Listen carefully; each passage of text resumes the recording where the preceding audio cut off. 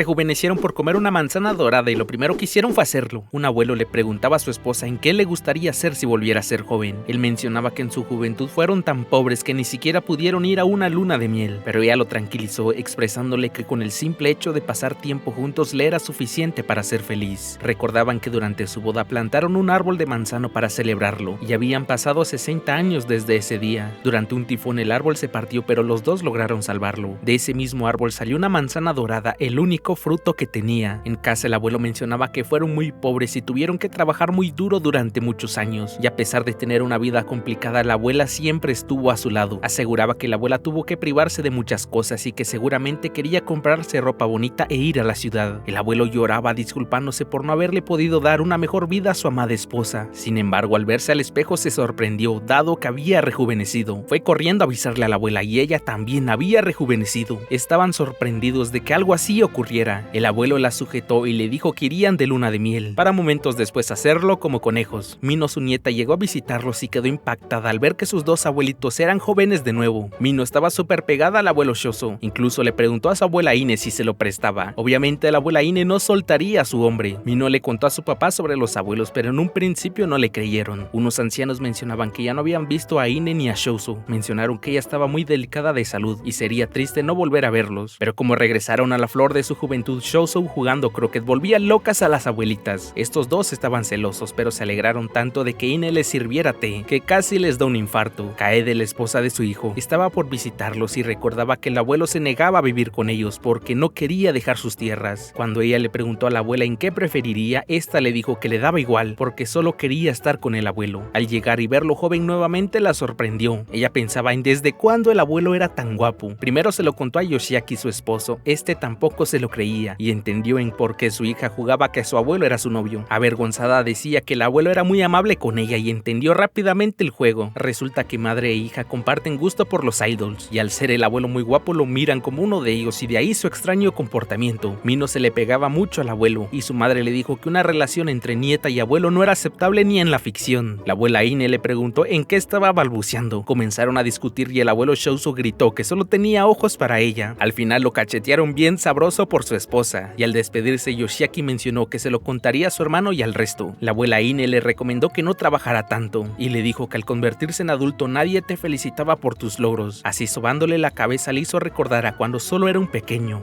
Llegó el festival deportivo. Unos ancianos hablaban acerca de que cuando fusionaron las escuelas de Minamimachi y Kitamachi, el barrio se quedó sin niños y solo quedó gente mayor, y nadie quería arriesgarse a sufrir un infarto. Además, Kitamachi siempre ganaba todos los años. Pero llegó la solución. El abuelo Shoso estaba mamadísimo y era su única esperanza. El otro barrio presumía que se llevarían el trofeo fácilmente. En forma de burla, el anciano mencionó que lo importante era divertirse, pero le contestaron que tenían un arma secreta, y esos eran los Saito, que hicieron una super entrada. En el juego de la soga, Minamimachi estaba aguantando. Sin embargo, muy avergonzada, la abuela Ine los animó, dándole super fuerza a todos. Y en la carrera de relevos en pareja, parecía que los hermanos Igarashi, Daiki y Shota ganarían, pero cuando los Saito comenzaron a correr, los rebasaron fácilmente. No por nada habían estado casi 70 años juntos. En otro juego, la abuela los aplastaba y cuando les tocaba participar juntos igualmente los masacraban. Ahora ya no parecían tan felices después de las vergonzosas derrotas. Heisuke, su abuelo, estaba enojado con Shoso porque hace 70 años él le robó a Ine y ahora le robó la felicidad a sus nietos. Y justo en esos momentos Ine llegó a ofrecerles comida que había hecho para todos. Cuentan que ya habían pasado 3 años desde el fallecimiento de Misako, la esposa de Heisuke. La abuela Ine le mencionó que sus nietos se le parecían y que eso le hizo recordar la vez que él se le declaró, y los nietos entendieron en por qué su abuelo estaba tan resentido con ellos. Después del festival enviaron a Shota a darles un presente a los Saito, pero quien abrió fue Mino, la nieta. Shota se puso muy nervioso y ella lo invitó a pasar.